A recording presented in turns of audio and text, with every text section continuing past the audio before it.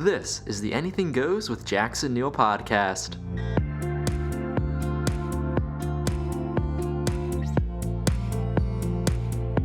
Welcome back. I'm your host, Jackson Neill, here for episode number 105.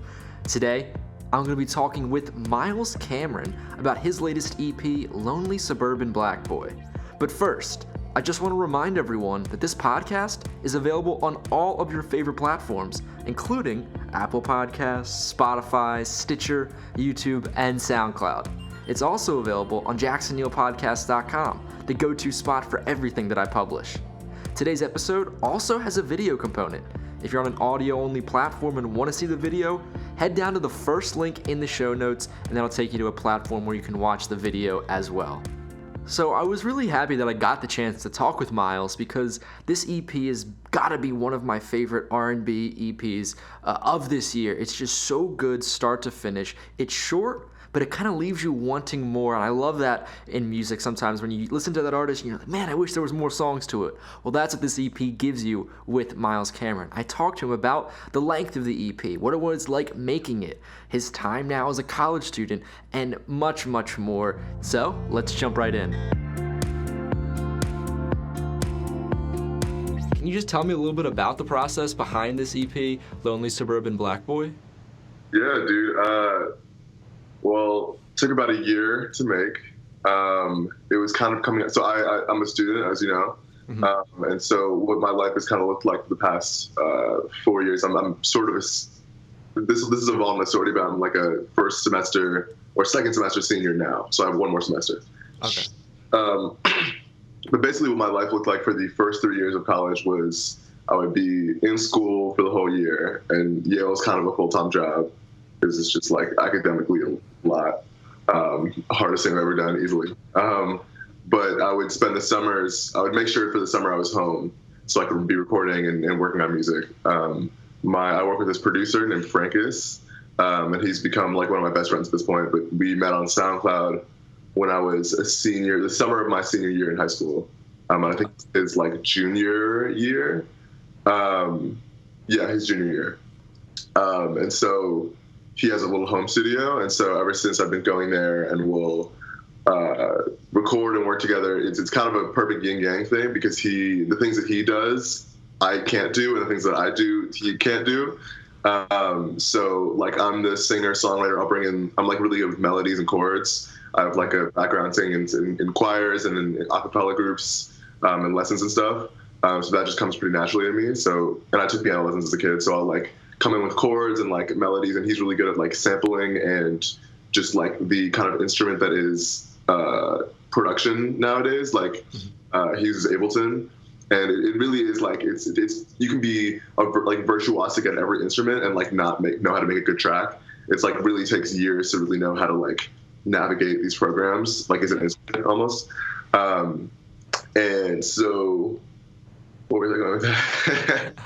Yeah, so basically, like every summer, I was sort of in the studio working with Frankie. My summer, my freshman year, I was home.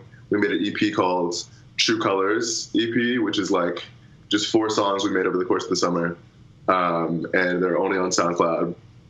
And then the next summer, my sophomore year, we made this mixtape called Ever Wanted, 10 songs. And we had the little marketing campaign that we did like a song a month for 10 months. Mm-hmm. So for like whole junior year of college, basically, I was like releasing a song a month and tricking everyone into thinking that I was making music while I was at school, which was not the case. And then junior year, the follow-up was going to be this EP. In my head, it started out as a mixtape, but I didn't want to release that much music because I think like as an upcoming artist, like releasing a huge, big project, like people... You can see on SoundCloud, like, or you used to be able to see on SoundCloud, I guess. You can see on Spotify, I guess, now. Like, people will, if you're an upcoming artist releasing big block projects, people will listen to the first song and the views just go down as it goes. And so just as, like, a marketing move, I think, like, building, I guess, kind of like an economics thing, building the demand before you put out a lot of supply is, like, smart. So we're, like, all about quantity, or just like all out quantity when it comes to like making stuff, and then release based on quality. So my junior summer, which is this summer we were supposed to make this project. I got like this amazing opportunity to work an internship in LA in music, and like just kind of like I don't know. I think as an artist, it's important to understand a little bit about the business, and so it was an opportunity for that. But I was going to have to be in LA for 2 months of the summer, which is most of my summer, and so I took the first semester of my senior year off, and so we made like half the project the beginning of summer, end of summer, and the rest during the fall. Yeah, we probably made like 35 to 40 demos and cut it to 6. The 6 that were most topical and most like sonically and lyrically like fit the palette that I wanted and was going for.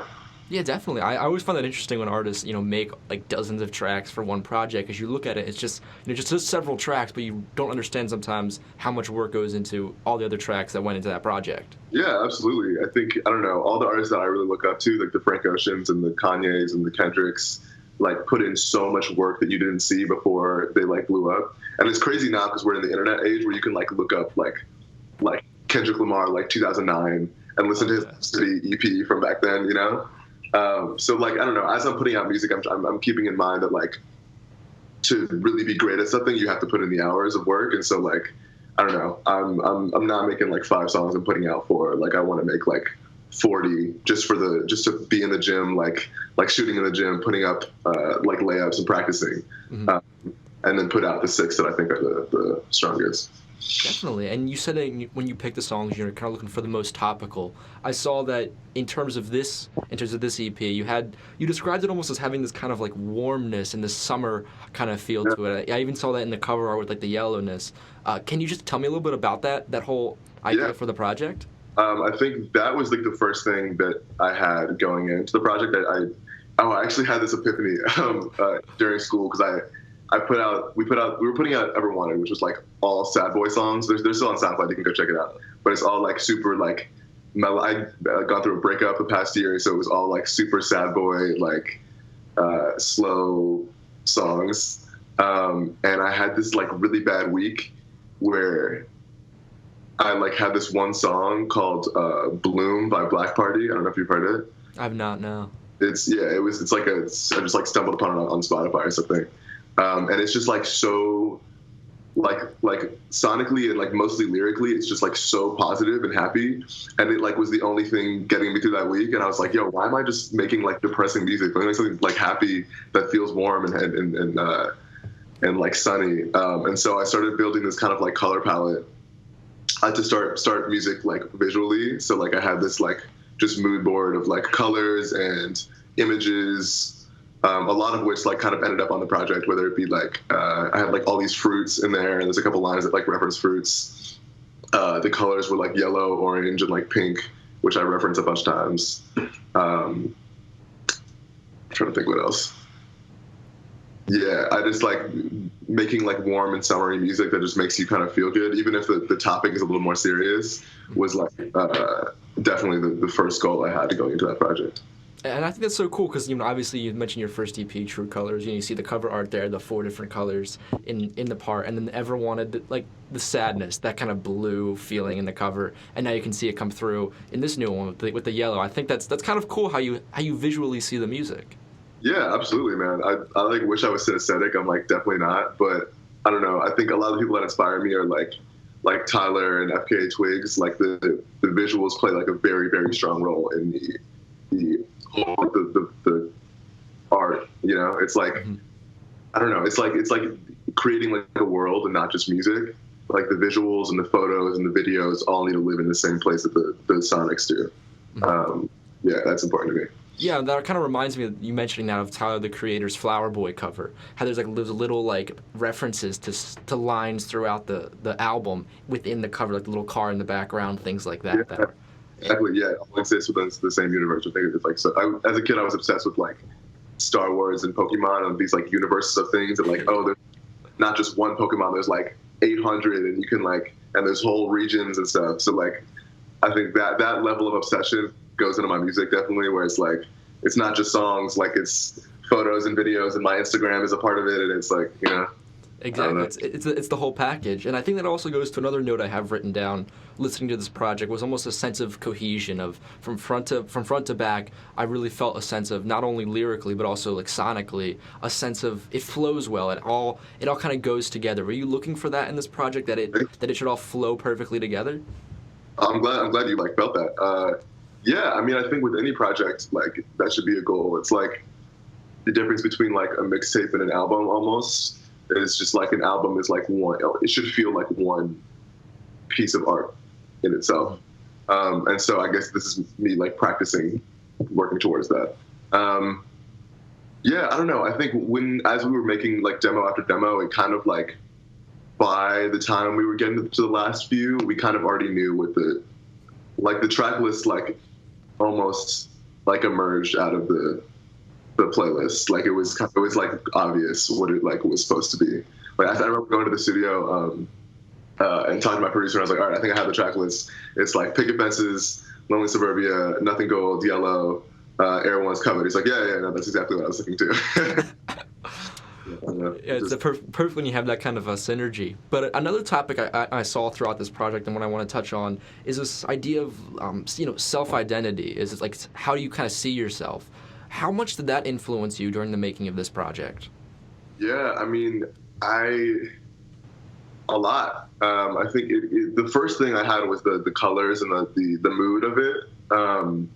But then I don't know. I think like just truth is really important in songwriting, or at least in songs that I personally have found that I identify with. Like I just believe the songwriter. I believe what they're saying, and so like I think with Ever Wanted, it was really easy to be truthful because I just like had this really strong emotional experience like a month before, and so it was like the only thing I had to talk about anyway, or want to talk about anyway.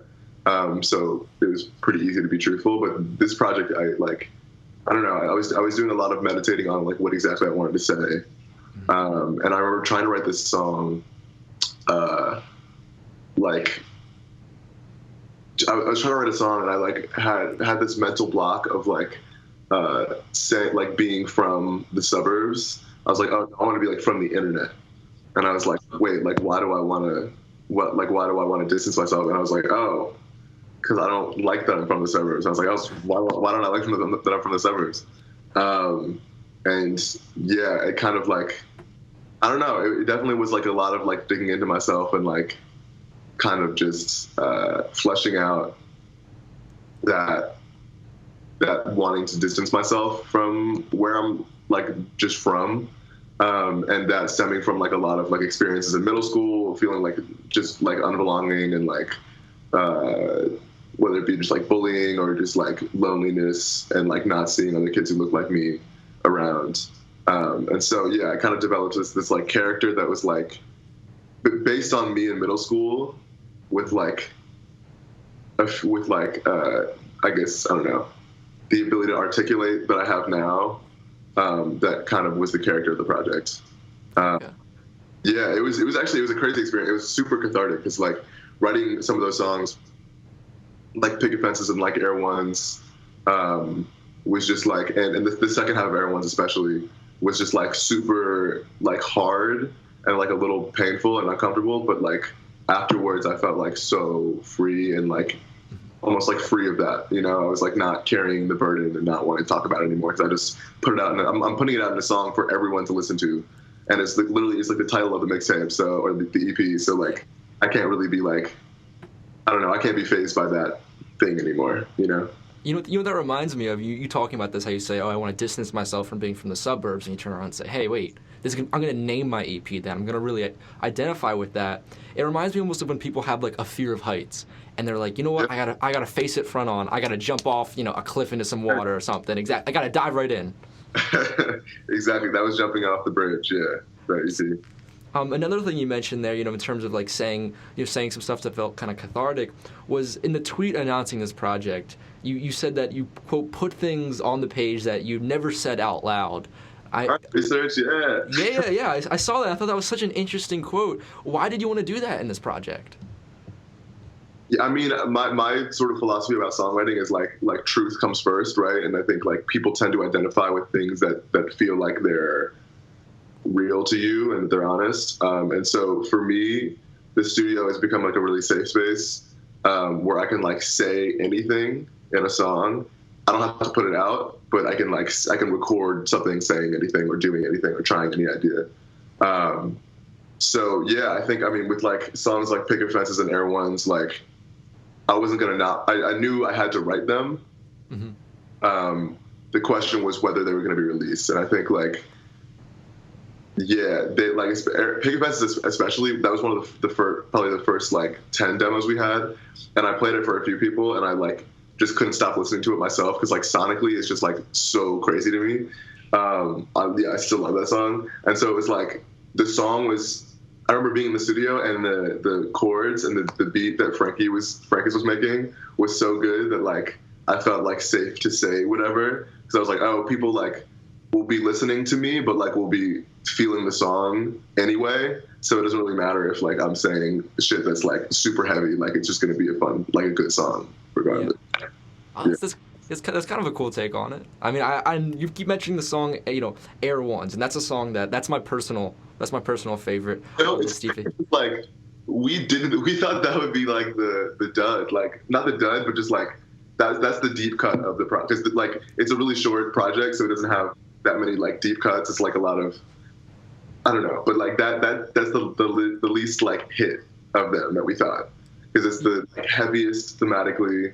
And it's the longest because it's a double track, and it's like not like it's the least like, I don't know. When we made it, we weren't like, oh, this is a hit, Exactly. Yeah, and I think that's kind of that. Maybe what kind of drew me to it, because I'm listening to this project. All these songs are so some melodies catchy in my head, things like that. And I look at Air Ones, and it's like, wait a second, I gotta rewind this. I gotta listen to this one, twice in a row. I gotta listen to it again because there's so many lyrics. We thought it like wasn't, but the like almost everyone that has told me about their favorite song, it's been Air Ones, which is crazy.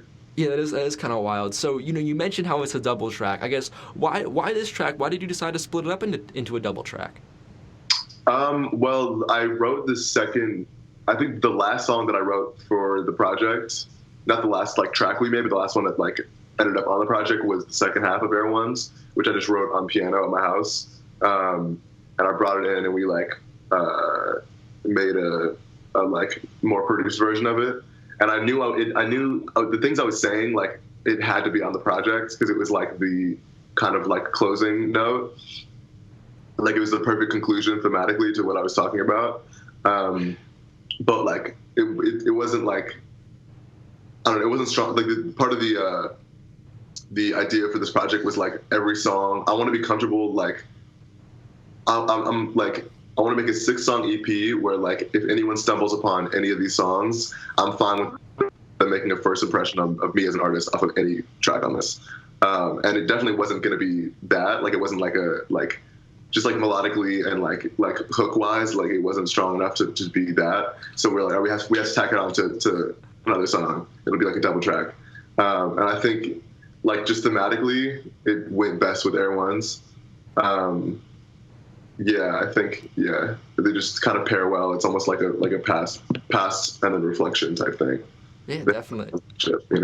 Yeah, and I mean, one of my favorite things about the track is just the fact that Air Ones is like a dirty pair of Air Ones is like the centerpiece of this track, and it's just like a cool thing to kind of focus on in the midst of all the other personal things you're talking about. Yeah, yeah, it's funny because I like didn't even like.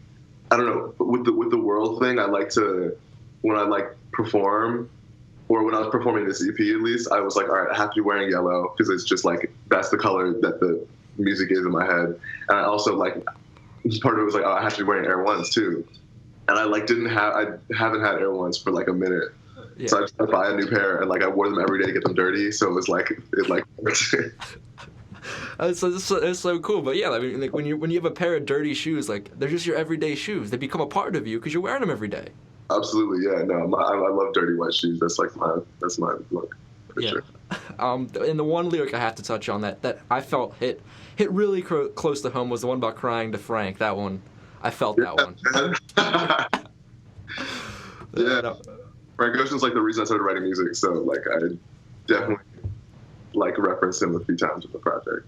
Yeah, I saw that you started writing, like you took it seriously when you heard Channel Orange. Isn't that correct?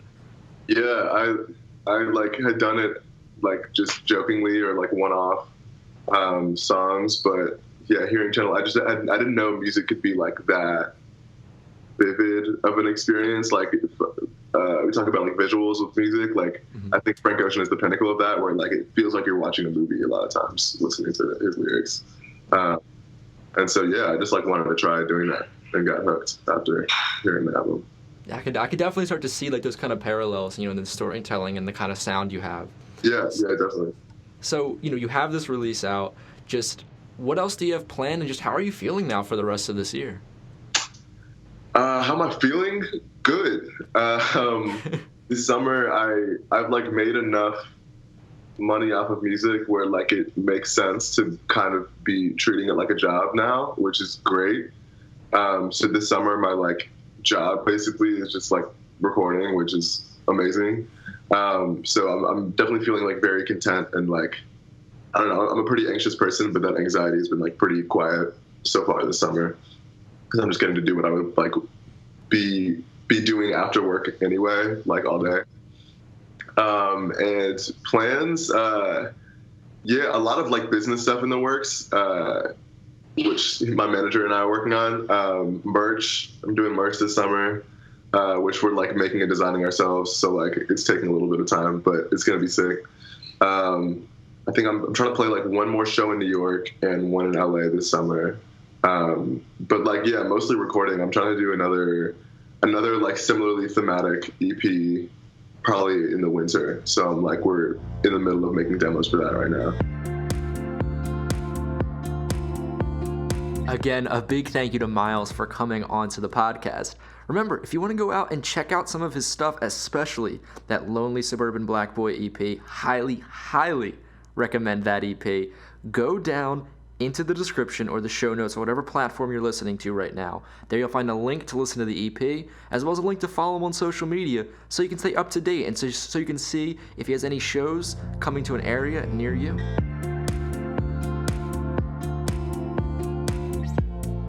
And that'll wrap it up for this edition of the Anything Goes with Jackson Neill podcast. Thank you so much for listening. Make sure to subscribe and rate this podcast on your favorite platforms because that does a lot to help grow the show. Remember, new episodes every Tuesday and Thursday. For more episodes, go down into the show notes and visit the link to jacksonneillpodcast.com. There you'll find all of the episodes to this podcast, as well as the Jackson Neill Music and Sports Podcast. New episodes of the Music Podcast on Sundays, with the Sports Podcast coming on Monday, Wednesday, and Friday. If you're a big fan of the show, maybe consider becoming a subscriber on Patreon. For just a couple dollars a month, you can get access to bonus content from my interviews here on Anything Goes, including today's with Myles, where I ask him about his favorite music, his craziest college professor, his fandom of early Drake, and much, much more. So on Patreon, you also get access to bonus segments from both my sports and music podcasts. I write, record, and produce these podcasts myself as a full-time college student, so any little bit of support really does go a long way. Link to Patreon down in the show notes.